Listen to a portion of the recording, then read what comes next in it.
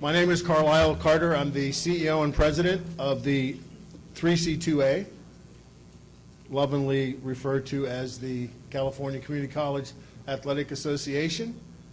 And to most of the inductees, you may remember what we used to call the COA, or the Commission on Athletics. As most of you already know, a longtime supporter of California Community College athletics passed away this last summer. I'm referring to our friend, T. Mark Johnson. T. Mark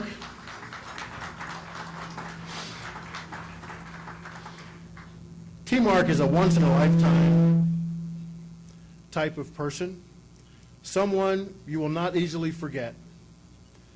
I'm personally grateful for having had the opportunity to have met him.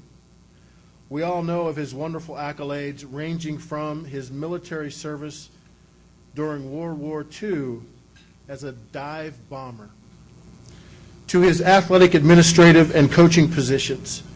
He was inducted into the 3C2A Hall of Fame service category in 1992. He is and will continue to be sorely missed. Please join me in taking a moment of silence in honor of our lost friend, T. Mark Johnson.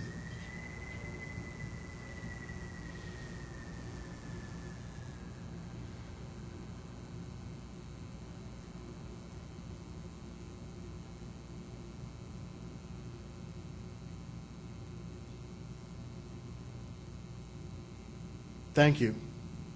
It's almost prophetic that a plane would fly over. The California Community College Athletic Association is pleased to announce induction of 4 outstanding individuals into the 3C2A Sports Hall of Fame. Let us all applaud and give a warm welcome to these outstanding individuals. The 2014 inductees are Albert Gasparian from Golden West College,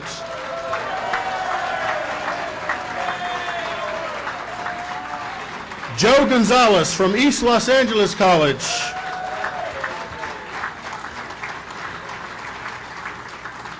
Pat Moorhouse from Santa Barbara City College, and last but certainly not least, Chris Pappas from Monterey Peninsula College.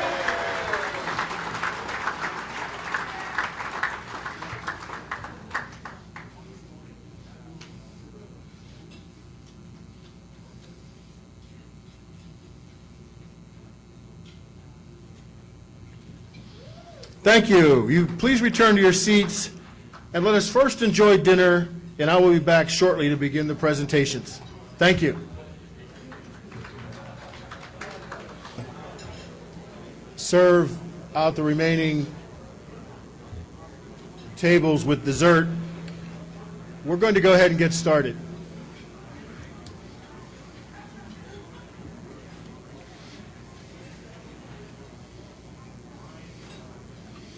Are you ready to have a little fun? Let's get at it. The 3C2A Sports Hall of Fame is the highest honor bestowed in California Community College athletics.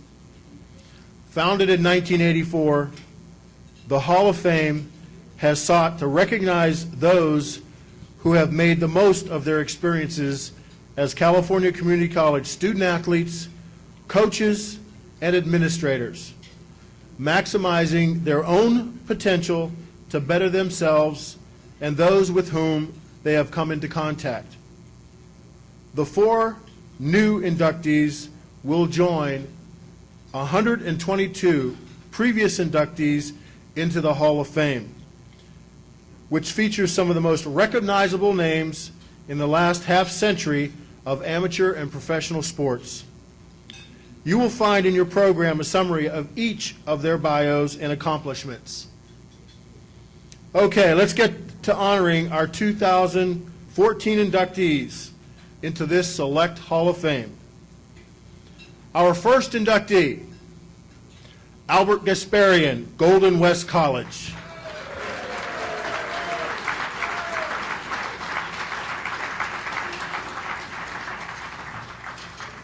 Assisting us with congratulating Albert and also taking a picture with the awards with Albert will be our board chair, Dr. Todd Burnett, yes, from Saddleback College, and our management council chair, Newton Shillette, from Antelope Valley College.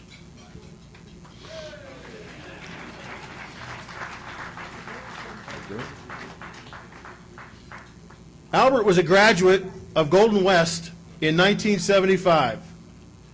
Albert took over the women's volleyball program in 1983. It's always nice to have people come back home. Replacing Coach Lou Ann Terhagen, a fellow 3C2A Hall of Famer.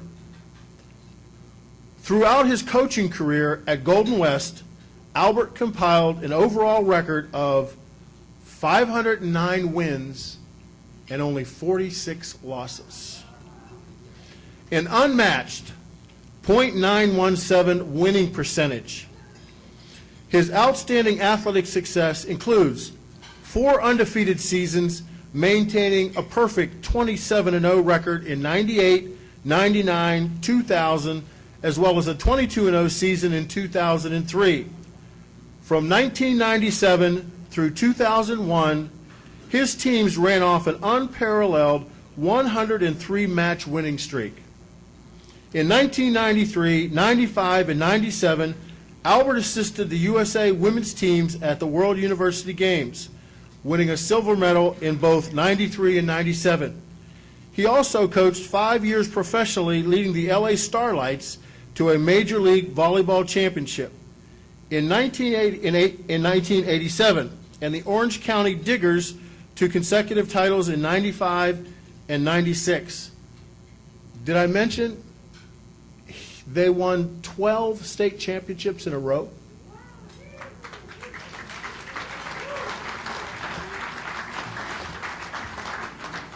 I know there were a lot of people hating to see Albert come in the gym.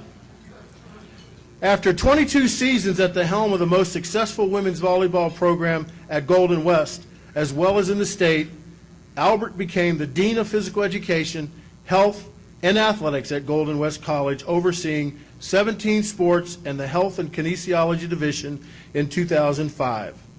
A resident in Huntington Beach, California, Albert has been a member of the Community Services Advisory Commission for over 10 years and was selected to the newly formed Huntington Beach Sports Commission in 2013.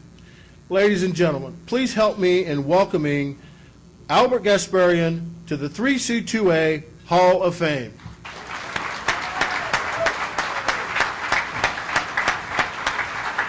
Thank you.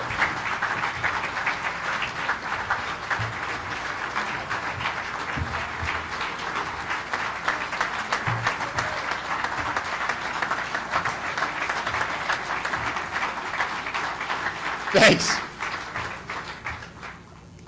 It feels a bit strange to be up here after sitting through the convention for the last 2 days and now to be up here, and I'll be right back there tomorrow, so it's a little bit odd. However, I'm extremely excited and honored for this to be selected to this Hall of Fame, along with such prestigious people as Joe, Pat, and Chris. I'd like to thank the selection committee, Carlisle Carter, and all the CCCAA staff for all the hard work putting on this great event, this convention, and all of the hard work they do behind the scenes. Also, I'd like to thank Tony Lippold from Saddleback College and Danny Johnson from Golden West College for nominating me. I'd especially like to thank my wife, Patty, for all of the support. Of all the things that have happened to me in the sport of volleyball, meeting her is by far the best thing. The odds of going from Huntington Beach, California to Milwaukee, Wisconsin to meet somebody from Chicago, Illinois are pretty slim, but thank God that our paths crossed that day in the Milwaukee Convention Center, and things just haven't been the same ever since. Having a supportive family has been, and friends have been tremendous. My father, Al, who's an East Los Angeles college grad, my mother Phyllis, my brother Brian, his wife and 3 daughters, and my aunts and cousins are just a small sampling of what's a large family and has just been unbelievably supportive over the years. I'm also really happy to have my friend Rocky Chirelli, who was a Huntington Beach High School coach for a long time, his wife Cammie. Rocky was there the first day I stumbled in the gym at Huntington Beach High School as a senior, and has been right there with me the whole time through any coaching and success, and just it really means a lot to me to have him here. Golden West College has been pretty much my professional home for the last 30 years. And I'd like to thank our Vice President Omid Porzanjani, our department chair Leilani Johnson, our track coach Matt Simpson and his wife Tristan for coming, and just having the support at the school has been really, really great over the years. And Golden West, the more I'm around, it just dawns on me how unique of a place our college is. You could win a state championship. We've had professors win Teacher of the Year, and you could barely get mentioned on the bulletin page for a day. Where other schools would throw a parade, it's like, oh yeah, nice job, guy. And, but what I've learned is that support and the appreciation is there. It's just in a more subtle way, and they like you, it's there, they appreciate it, but it's just nothing is really that big a deal. But what this college does have is an attitude and an environment of acceptance and equality. From the very first day I got there, I never ever felt that one sport or one student athlete was more important than the other. Everybody was treated equally in every way, and I didn't even know that didn't happen at other schools. It took me 5 or 6 years where you start hearing stories from other people, and it's like, you're kidding me. And I really think that's a direct tribute to our original athletic director, Dr. Fred Owens, who was also a Hall of Fame member, who at a very early stage believed in women's collegiate athletics and was a proponent for it and fought for it. And I think that's gone through all of these years and just set the tone at the college. Being part of the Orange Empire Conference has been just an enjoyable experience. I couldn't ask for a better group of professional colleagues to work with. And having a commissioner of John Keeber that's such a competent and caring and professional person has truly been a joy. From the very beginning as a coach, I've been very fortunate. My first coaching job was at JV high school boys at Huntington Beach High School. Then the next year I coached the Orange County Volleyball Club 7th graders girls team that in 1 year we lost 2 sets and won the junior national championship of their age group. The next year with probably like 8 months of coaching experience, I inherited one of the top 3 club teams of seniors in high school in the country when their coach got fired the first week of the season. And you end up that, and it's pretty lucky to get that spot. I was perfectly happy teaching at the high school, coaching at the high school level, and then budget cuts hit and I got laid off. And it was devastating, I thought. But what it did is open up opportunities to go in other places coaching. And I was hired at Golden West for Luann Terhagen in 1982, and my pay for the year was $600. And the next year I became the head men's and women's coach, and I really had no idea what was going to happen. I thought I knew things, but you know how you have that shakiness feeling. And it was interesting. So a couple weeks before I started my first season, I got a call from the Fresno Pacific coach that wanted to ask if I could come up to do a coaching clinic, help along with John Dunning, who had just got hired at the University of the Pacific. Which this is a bit of a challenge since I had never been to a coaching clinic in my life, and let alone talk in front of 100 or so high school coaches. And so it was a big concern. The first day went pretty well, and they put us, John and I, up in the student housing or the graduate dorms at Fresno Pacific.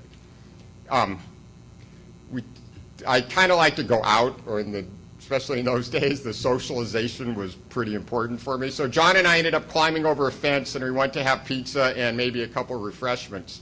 And we knew each other a little bit from coaching, but not very well. Where we started talking, and after a little bit of conversation, both of us admitted that we were scared to death to take these new jobs on. And what happened if we bombed and ended up losing the jobs because we weren't competent? And what would we do? What other career paths might be open? Well, that year, he won his first of 2 NCAA championships at UOP, and has since won 2 more at Stanford. And 30 years later, we still joke when we see each other that, well, it looks like we don't have to go to Plan B. Things will be okay.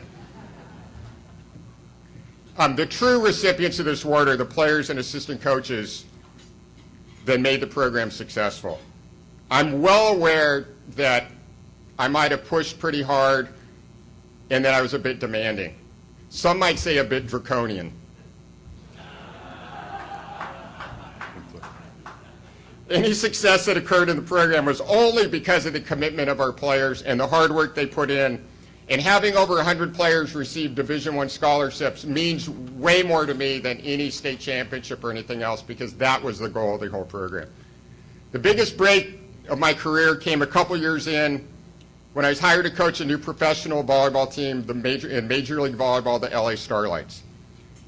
Every member on that team was an All-American, and 4 of them had won a silver medal. So there was times I was coaching, we would have the off-season class, Carlisle, before non-traditional season of practice. I would go straight into the men's class, men's practice, run men's practice, get on the freeway, drive up the 405 to Inglewood High School down the street here, and have Major League Volleyball, have practice with these Olympian All-Americans. And it became a blur. But what it did is it taught me that the gap between our community college athletes and the top players in the world was nowhere near as big as one might think. So our goal, my goal always, was to try to not narrow that gap between the players that got recruited ahead of our players, but to just blow by those players, both academically and athletically, and steal their spots on their team and their scholarship. So that was our entire goal the entire time. We never focused on winning championships. It was just play as hard as you can, the highest level you could, every single time you took the court, and anything else would take care of itself. In order to get our players recruited, it became a personal goal of mine to raise the awareness of the Golden West College volleyball program and California Community College nationwide. So I started going to the American Volleyball Coaches Association convention, which was part of the NCAA championships. That's the biggest gathering of volleyball coaches in the country. Many years, I was the only California coach there. So they would have the junior college meeting, and in those days, it was the All-American team was the NJCAA All-Americans, and California, Oregon, and Washington were not part of it. So I would go to the meeting, it would come up on the agenda, All-Americans, I would raise my hand and ask, is California part of the United States? And they would look at me like, who is this knucklehead? And eventually, 2 or 3 years in, we got Californians on that All-American team. The relationships and friendships I've made in this coaching profession are treasured. From a very early point, I made friends with coaches who helped guide and mentor me. You recognized T. Mark Johnson earlier when we were out there, and T. Mark was an unbelievable help and just guided us, a lot of us, and he is truly missed. What I've always tried to do is help give back and mentor coaches, younger coaches, and help them along the way. When I first started coaching, you'd meet a person and they would say, what do you do for a living? And you would say, I coach women's volleyball. And they would step back and give you a funny look and say, what's your real job?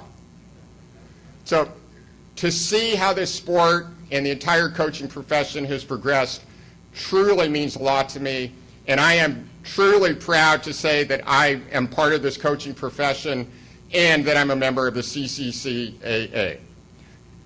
They get all the CCCAA. And thank you very much for this award. It means a tremendous amount to me.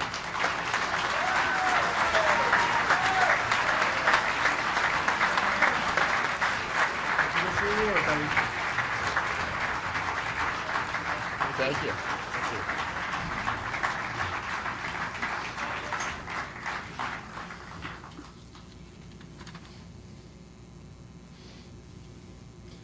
Albert mentioned luck, and they say that luck is nothing more but a confluence between opportunity and preparation. So you were prepared, Albert.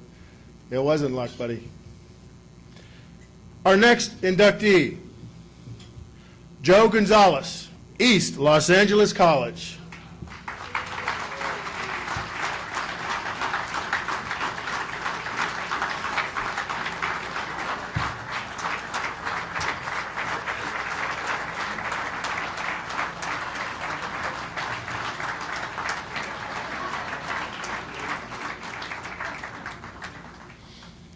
In 1976, Joe began his illustrious wrestling career at East Los Angeles College, where he became a California Community College state champion and All-American and finished his associate's degree in physical education.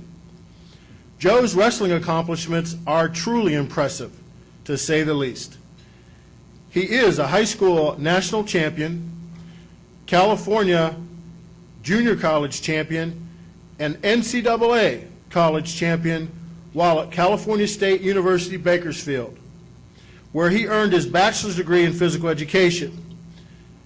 He is also an NCAA record holder for the most college wins in a single season with no defeats or ties, an impressive 55-0-0.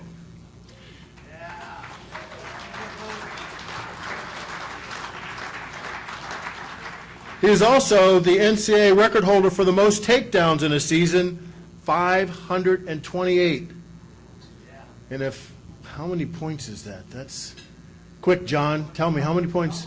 Oh, thanks, John, I could do that, yeah, double it. Okay, you get 2 points for a takedown, okay?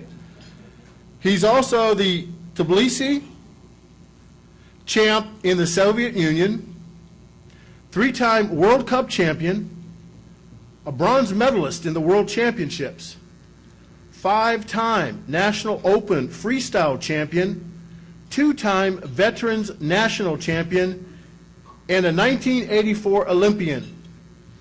In Sports Illustrated's May 3rd, 1982 edition, Joe was featured in an article, Gonzo, Man on the Go. He was inducted into the National Wrestling Hall of Fame and the California Wrestling Hall of Fame. Joe returned to East Los Angeles College to serve as an assistant wrestling coach, eventually coached at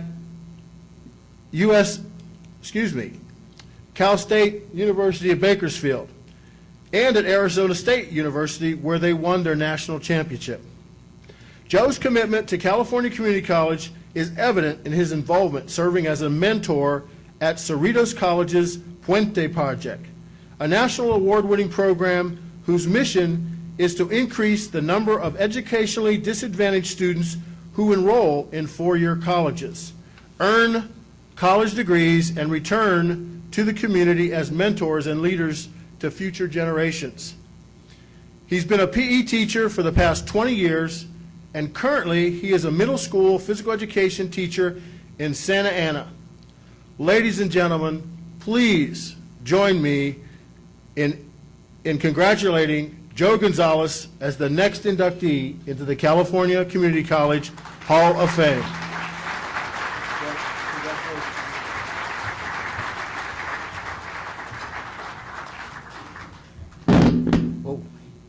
As you can see, I'm a little vertically challenged, so should have been a jockey.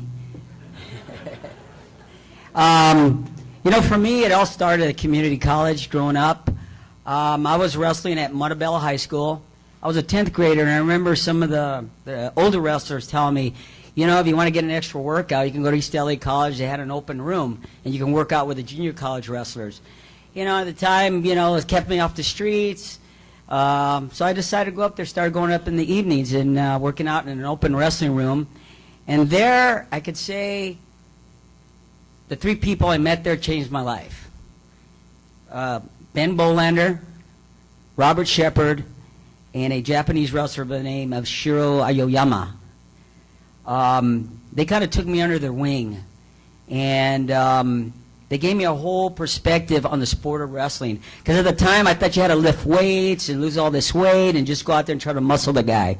But they showed me the scientific approach to the sport of wrestling. Technique, technique, technique. And they always told me technique will always beat strength. And they were totally right. And they made a big influence on my life. I don't think if it wasn't for those 3 people that mentored me at the community college, I wouldn't be here right now. And, you know, Coach, or Mr. Cohen called me up and said, hey, Joe, you're being selected, and, you know, and I need all your bio and pictures and stuff like that. And then a month later he calls me and he says, you know, you're getting inducted to the California Community College Hall of Fame. And I said, that's great. I go, it kind of touched my heart because, you know, I've been in the National Wrestling Hall of Fame in Stillwater, Oklahoma, and then the California one, but for some reason, the community college was like my second home. I lived at the community college, and I wasn't even going to the college at the time. I was still a 10th grader, but I always went to the college workouts and work out with the college wrestlers and got beat up left and right. But those coaches, for some reason, I said, you know, what does it take to be a national champion? What does it take to be an Olympic champion? What does it take to be a high school national champion? He says, you pretty much got to dedicate your life to that sport. Give up everything else. Everything's going to take second in your life, and you just got to have a goal and persevere. And that made a big influence on my life. Those 3 guys, like I said, I wouldn't be here where I am today. And they took care of me as far as my education. They go, Joe, if you can't wrestle and be eligible, you're not going to wrestle, and you can't be an NCAA Division I national champion. And that was one of my goals. So I kept my grades up, and you know, they influenced me in you know, making my life better and seeing the world. I mean, I've been to like countries that back then it was during the Cold War, and I got to go to Cuba and the Soviet Union and Romania and Bulgaria. You know, those guys invented the sport, you know, and I got to go there and beat them. A boy from East LA College beating up on these guys, you know, these commies, excuse the expression, you know. You know, they would go like, you know, where are you from? You know, these, Chefach and all these different languages I kind of picked up here and there. And, you know, I'm from just East Los Angeles College, and, you know, took up the sport of wrestling when I was a freshman. And I just trained hard, and I just basically worked out. I outworked out my opponents. I wasn't a very good technician, but I had the stamina, and I had just that burning desire to want to win and be the best in the world. And I owe it to those coaches and that at East LA Junior College. I graduated from there. Then I went on to Cal State Bakersfield. I won an NCAA title for them. Started wrestling for a club called Sunkissed Kids, and I won 3 World Cup championships. Won on Pan Am gold medal, but I didn't mention that. That's okay. So I just want to thank the committee for selecting me. Coach Cohen, Coach Valle, thanks for putting my name up. Coach Valle, little short note. Him and I, we were teammates in high school. We both went to East LA and wrestled as teammates. You know, I went to another college. He went to another college. He's now currently the counselor at East LA and the head wrestling coach. And next month, he's being inducted into the National Wrestling Hall of Fame. All right. So you got 2 Montebello boys graduating from ELAC Junior College, being inducted. Well, already in the National Wrestling Hall of Fame. There's gonna be another one. So again, I just want to thank everybody for being here, and the community college for giving me the opportunity to get my education and excel in my sport. And have a good night.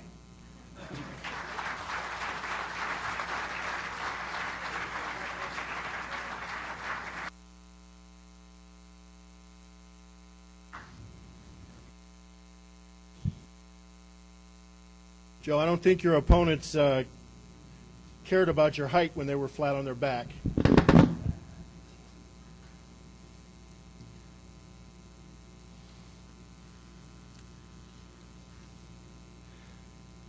Our next inductee, Pat Moorhouse, Santa Barbara City College.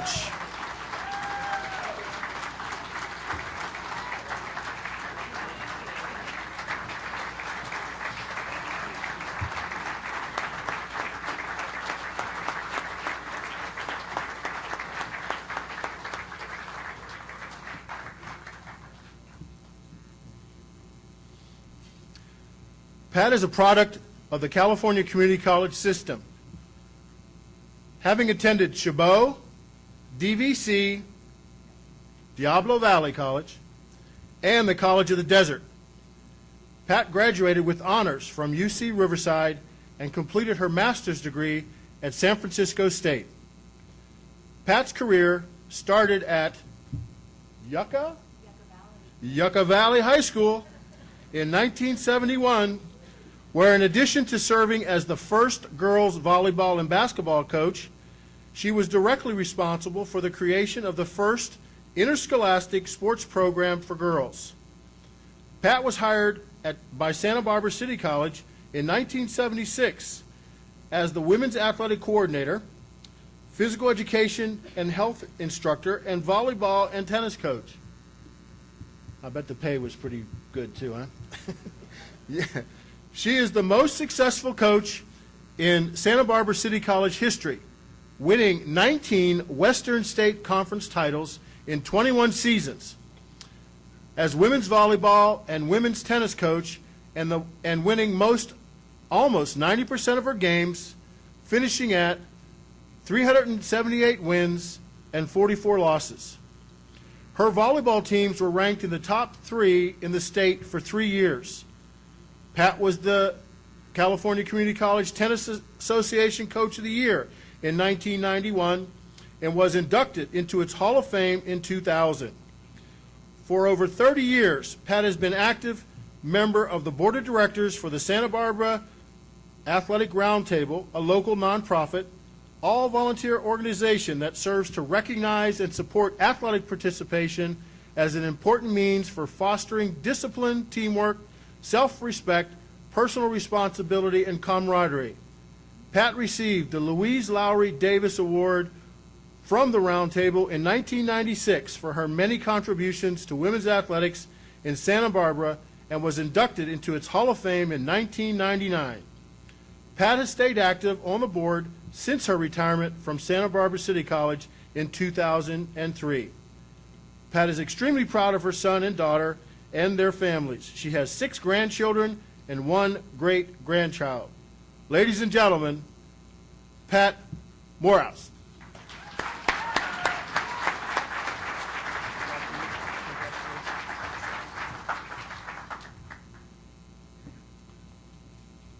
Good evening. I want to thank the 3CAA for this honor and for this event tonight. And congratulations to my fellow inductees. It is an honor to be inducted into the 3CAA Hall of Fame Class of 2014 with you. And thank you to Santa Barbara City College for nominating me and for taking a chance on me back in 1976. I'm humbled by this award because I have worked with and learned from so many coaches that are deserving. So I feel very fortunate and blessed to be here tonight. And I want to take just a couple moments, actually 7, to tell you the why and how of my journey. I'm a perfect example of the cliche, if you have a dream, nothing is impossible if you are willing to work hard. Sometimes it seems like reaching your goals might be impossible and maybe unrealistic, but whenever I felt that way, there was always someone there to lift my spirits. There's a country western song by Alabama called Angels Among Us, and every time I hear it, I smile and I think about the angels in my life. There have been many. These are the people who gave me encouragement, kind words, a bright smile to brighten my day, and validation that I was following the right path. You all have angels in your life. People who have been there for you, inspired you, and gave you unconditional love. Think about who they are and take time to appreciate them. I knew in the 7th grade that I wanted to be a physical education teacher. Why did I know this? Because the happiest times of my life, of my youth, not my life, my youth, were when I was involved in sport activities. When I was growing up as a young girl in the 50s, there was no Boys and Girls Club. There was no Girls Inc. There was no organized sports for young women or young girls. So if I wanted to play anything, shoot a basketball or do anything, I'd have to go down to the playground with the boys, and I did. And so I became a real playground rat because I didn't have a gym to go to. So then, here comes the 7th grade. Wow, we have physical education classes. We have after-school sports. Now, I always liked school. I loved going to school. But now I really like to go to school because I was so happy to be able to participate and be going after school and having fun playing sports. So why wouldn't I choose that for a career? Why wouldn't you want a career where you could feel good and you could share that joy with others? Instead of college, after high school, I was married and blessed with children, but the dream was still in my heart. I wanted to go to college. I wanted to be a physical educator. And because of the community college system, I had that opportunity. I am more than a product of the community college. I wouldn't be here tonight if it wasn't for the community college system. Because once my children were in school, I enrolled in my first college classes in Chabot, at Chabot College. I was 25 and so excited to be taking the first steps to fulfilling my dreams. And there were then some that, thought maybe I had unrealistic goals, but I had my angels again. I had professors who encouraged me, friends who gave me moral support, and most important, my children, who were behind me 100%, which allowed me to pursue my dreams. But I never could have embarked on this path if I didn't have access to a community college. We moved a lot during my college days. So after Chabot College, I went to Diablo Valley College and then finished up at COD, College of the Desert. When I left COD, I had 70 transferable units, and I was well prepared to obtain my bachelor's and credential at UC Riverside and then my master's at San Francisco State University. My first position at Yucca Valley High School, home of the Trojans, I was teaching grades 7 through 12, department chair, class advisor, cheerleader advisor, GAA advisor, and the girls' athletic director. Great job, but the best was yet to come, Title IX. Yucca Valley embraced the intent of Title IX, and I had the opportunity to develop from scratch the first interscholastic program for my girls. This was the end of cookies and punch, some of you know what I'm talking about, and GAA play days. It was an exciting and a successful time, and it prepared me for the next step of my career, Santa Barbara City College. Santa Barbara City College, now how good is that? I mean, talk about a dream come true. When I reflect my years at SBCC, or when I'm asked what you attribute your success to, my first thought is, what could be a better situation than coaching tennis and volleyball in Santa Barbara, where the youth and high school programs were outstanding. I had community support, had awesome facility, and a fantastic academic school. But most of all, I had exceptional student athletes. They just had the skill. They had the skills. I just had to work sometimes on PMA, the old positive mental attitude. My approach was very simple. I treated my players the way I would want and expect my children to be treated by their coaches. I would tell my players at the start of every season, when we would sit down and develop our team and individual goals, that nothing is impossible. Set your goals and don't make excuses to not follow them, but find reasons to make it happen. And take time to appreciate the people that are there for you. You're angels. My focus was on effort versus outcome, because you can control your effort, but the outcome is sometimes out of your control. And at the end of the day, if they did their very best, they would be successful, even if they fell a little short of their goals. I would remind them of this simple advice often and hoped that they would carry it over into their lives outside of athletics. I had tremendous support at SBCC from administration, fellow coaches, and faculty. They were always available to listen, give advice, or just hang out. Okay. They made the transition from high school to community college athletics a lot easier. I'm very fortunate. I had a wonderful 32 years in education, and I was able to witness and be a part of the growth of women's intercollegiate athletics. In closing, I want to recognize my special people who are here tonight, especially my children, Pam and Jeff. As a single mother, it would have been very difficult to have a successful career in athletics if I didn't have their support. And my passion for sports rubbed off on them. They both have been very successful as athletes and coaches. Thank you for your support and for blessing me with grandchildren and now a great-grandson. My grandchildren are now young adults pursuing their dreams, but some of them were able to be here tonight. Emily drove all the way from Northern California on her birthday so that she could be here tonight. Happy birthday, Emily. And Jeffrey, that good-looking one over there, he's in his second year at UC Santa Barbara. And we have Katie, and with her fiance, Brendan. And Katie and Brendan graduated last year from college, and they are getting married this June. And now I have another grandson. So I'm looking forward to that. He's really neat. Friends, friends are the family you choose for yourself, and I have chosen well. I have friends here from Northern California, the Central Coast, and Southern California.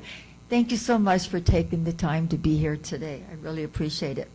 Now, in your program, there's a picture, and it is supposed to say, my favorite coaches, but it just is a picture of 3 young coaches and myself. That was taken in 1985. Okay? I'm sure if you look around, just by looking at that picture, you're going to know who they are, right? Carmen, Chris, and Bob, thank you for your gift of friendship all these years. Okay? And Carmen, especially my best friend. You have made my life interesting and full of fun and laughter and love. Thank you. And thank you again to Santa Barbara City College for nominating me, and to the 3CAA for this special night tonight. Thank you.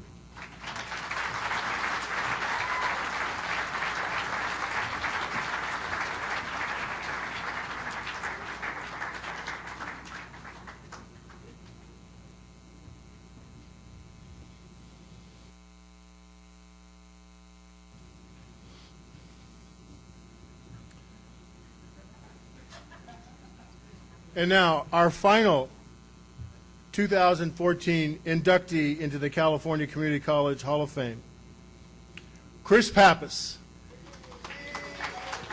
Monterey Peninsula College.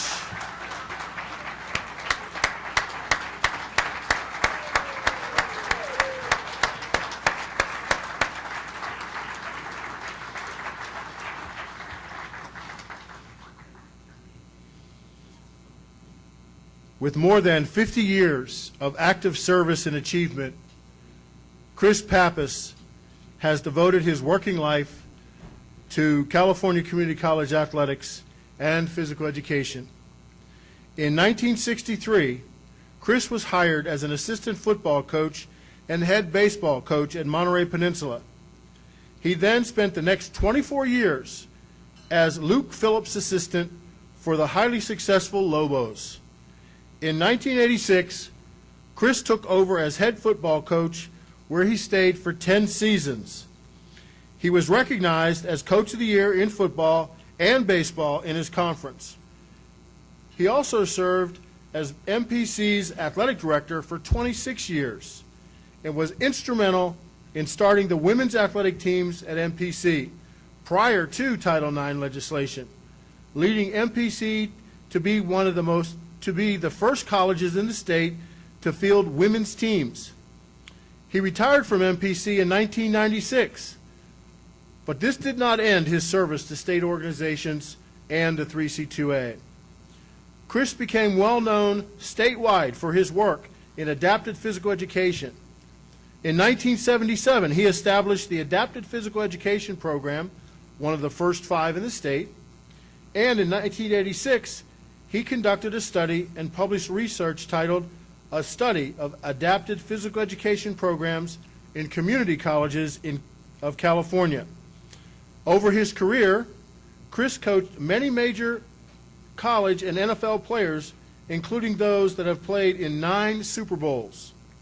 He helped create the Northern California Football Association, which served as a model for the Southern California Football Association. Chris also served as the California Community College Football Coaches Association's executive director for more than 15 years. Chris has been instrumental in the work of the Living Breath Foundation, a nonprofit organization created to help those with genetic disease, cystic fibrosis.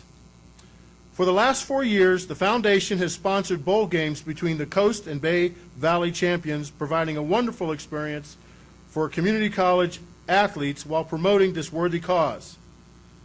Married to Peggy for 63 years and living in Monterey, they have 2 daughters, 4 sons, 14 grandchildren, and 11 great-grandchildren.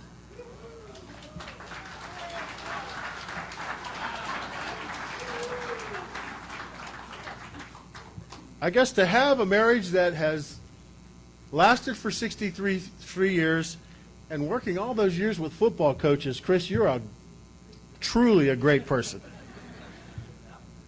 Ladies and gentlemen, please welcome our final inductee into the 2014 California Community College Hall of Fame, Mr. Chris Pappas.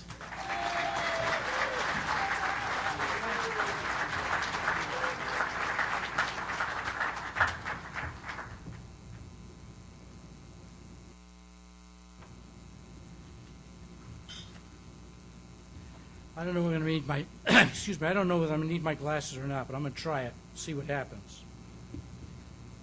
That's better. I want to thank you all, and first of all, I'd like to thank the other inductees. The win-loss record of your people is unbelievable. I mean, the wins of those guys and Pat also is really a wonderful record. You guys should really be proud. It's really great. Okay. Number 2, I want to thank and congratulate. I want to thank the CCCAA, Carlisle, and the Hall of Fame Committee of the CCA for this wonderful honor. And I'd like to also thank Lyndon and Monterey Peninsula College, Lyndon Schussler, our athletic director of Monterey Peninsula College, for nominating me up here today. It's a very, very happy moment. I know when I speak for all of us, when I say tonight, tonight is more than a great moment in our lives. It is an unforgettable moment. Each of us here has experienced the thrills that can come only in athletics. Tonight is one of them. I'm going to read from my notes because if I don't, I'll be up for an hour. Okay, so I'm doing you a favor by reading, all right? I want to, where am As all the inductees before me have said, they've thanked a lot of people that have helped them in their lives. And tonight I'm going to primarily concentrate on people that helped me in my career and my fortune being here, okay? Because I'm a little bit older than the rest of them, I have a lot more people to thank. But I'm going to try to keep the list short. When you've taught and coached as long as I've taught, the numbers are just unbelievable. As the coaches started talking here, I just started thinking memories about a lot of other things, okay? So the first thing I'm going to tell you about is the first person that really impressed me was my first grade teacher, okay, Miss Hoadley. I went to school and didn't speak English. I spoke Greek, and she helped me learn to speak Greek. And I found out that there are a lot of people that will help you.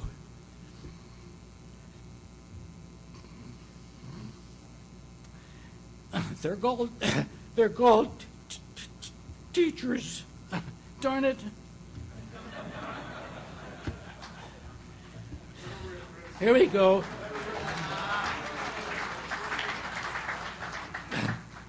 Almost everyone can relate to having someone in his or her life that went above and beyond to help them. Probably a teacher. And just listening to Pat and as our wrestling coach there, boy, the first thing they said, the person that really put them where they are was a coach. And the same thing went for me. You can relax about me talking about all my other teachers because I'm going to stop with the first grade, all right?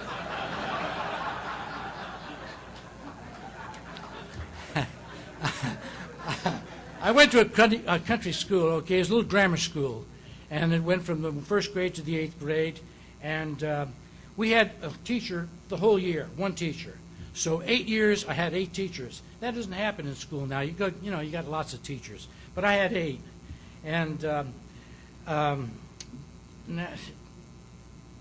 but we didn't have a coach, okay? Never had a coach, but we had recess, okay? That's what we had. For 8 years, we had recess, but no coach. But by the time we got in the 6th grade, though, we got to play tetherball, okay? 7th grade, we had softball and football, okay? Still no coach. 8th grade, we had basketball. We had two baskets on a hardtop court, and that was it. And that was our physical education, our athletics, and everything else. So no teachers. I hadn't had a coach yet, okay? But we learned to play sports by watching the athletes, the older kids, and that's how we learned to play. Transferring to high school, we're really excited because we're really going to get a coach. We're going to have a coach, okay? And that was, we looked really looking forward to that. I have to digress a little bit and give you a quick background of what it was like going to high school right at the end of World War II, all right? Most of my high school teachers were World War II veterans. They were old enough to understand what the Great Depression was about. For some of you younger people, the Great Depression was before World War II, okay?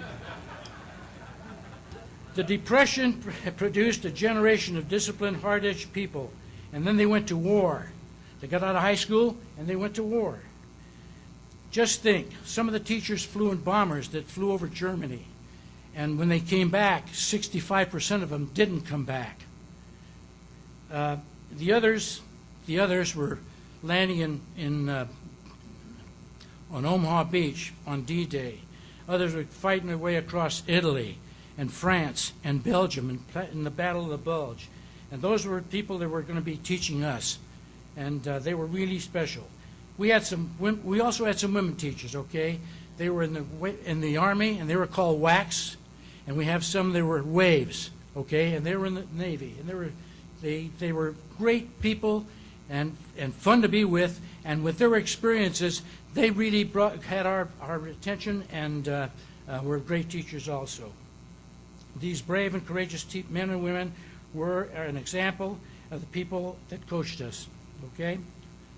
All these coaches, teachers, had been thinking about teaching students while they were away and were so eager to get back to teach us, okay? They could motivate us to learn by the passion they had for teaching. And I'm telling you, they were passionate. They were so glad to be back and free and had a body, a whole body. We were taught and educated by what is now called the greatest generation.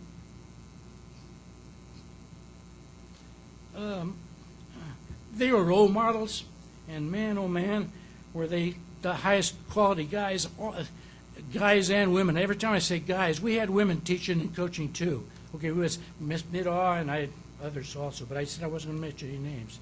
Okay. All my coaches were veterans. They're tough, and they demanded the best of us all of the time, not just part of the time, all the time. I never thought about how many things they were teaching us or to even thank them. Now, 65 or 70 years later, it is too late to tell them. But just like Coach Gonzales said, hey, if it wasn't for them, they wouldn't be where he was now, and it's the same story with me. Those coaches were great, great people. I had a great experience playing 3 years of high school football and baseball. Some of the coaches were very, very strict. Others were motivators. Some were very creative and innovative. We ran the T formation with man in motion and had a passing attack that was very similar to what the Washington Redskins were running at that in the early 40s.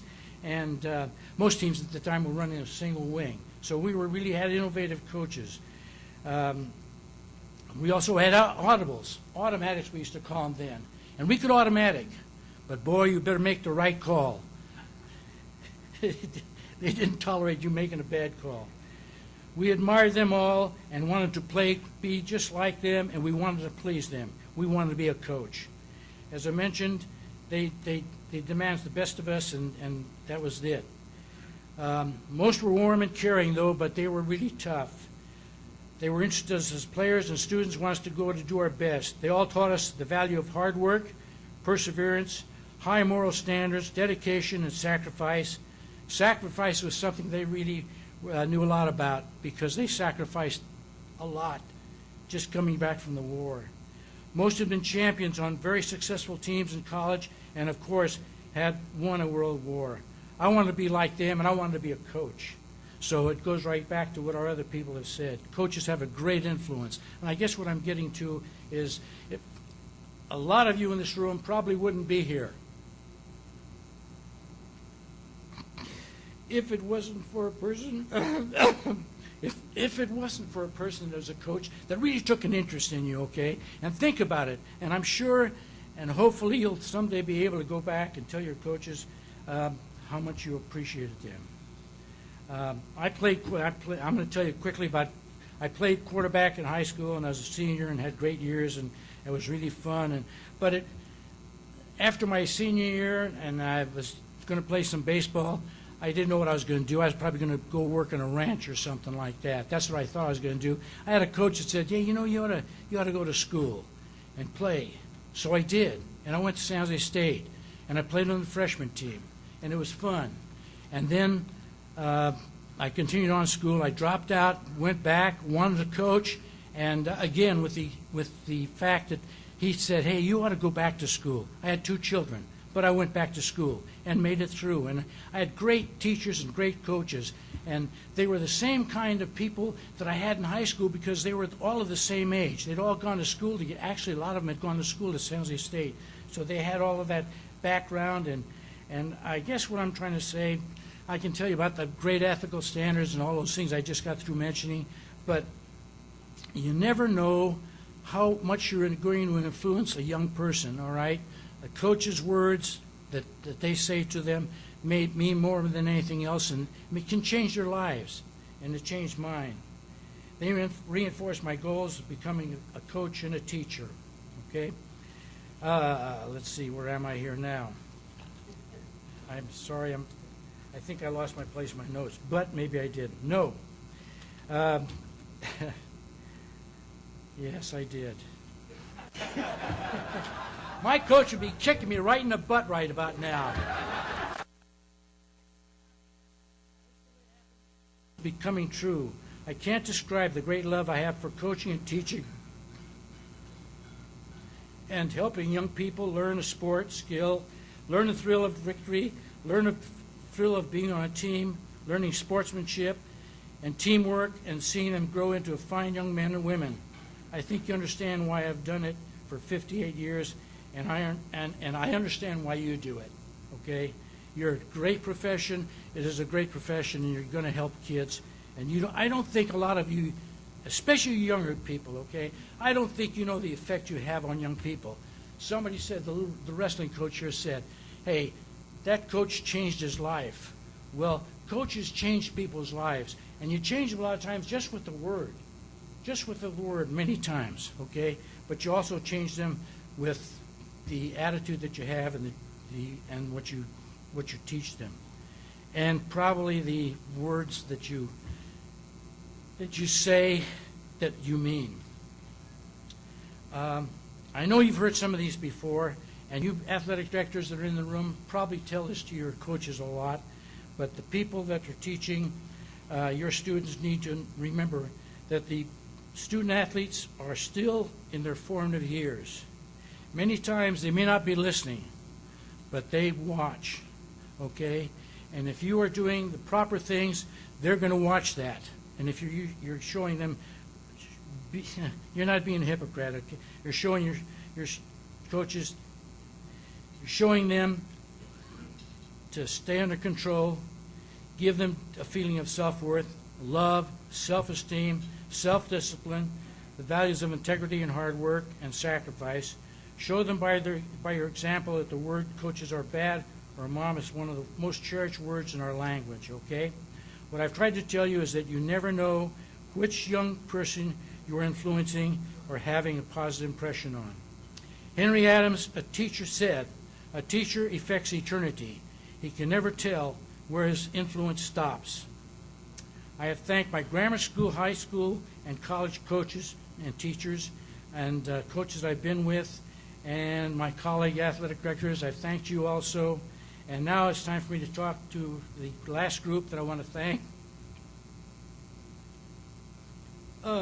It's my family, my wife Peggy, who I had for 63 years. Okay, now I have a surprise for you. This is not Peggy. That's Joanne. Joanne, help me. Joanne, stand up, please. Joanne, stand up, Joanne. Joanne raised me my last few years in high school, okay? And because my wife couldn't be here, Joanne is here. My sisters, that's Joanne. My two sisters are here.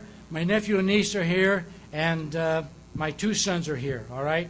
And then we have Mike Rasmussen and Lyndon Schutzler. I've been called a lot of things in my life, but the finest thing to be called is Dad. Dad, Papuli, which is Greek, and Coach. I'm proud to be called a coach. Thank you very much, and I hope I didn't embarrass my coaches. Thank you.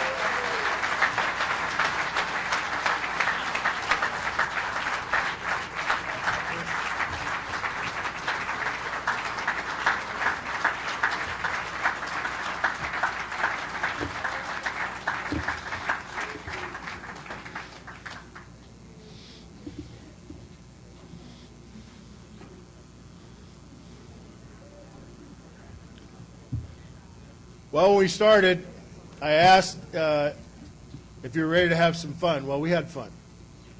We had fun reliving the journey that our 4 inductees went through from the time that they got involved with California community colleges until tonight.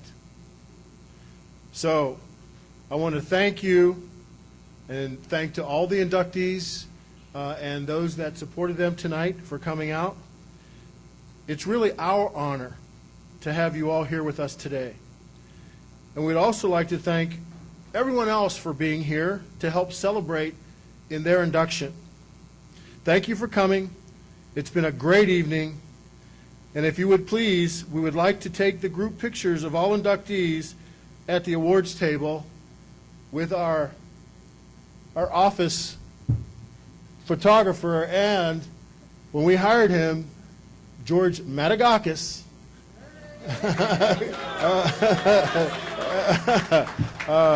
I know his office is next to mine, and I hear him talking to Chris, and it's like, what are you saying, George? But we had a wonderful evening tonight. Thank you all for coming. Please, one more round of applause for our 4 inductees into the California Community College Hall of Fame.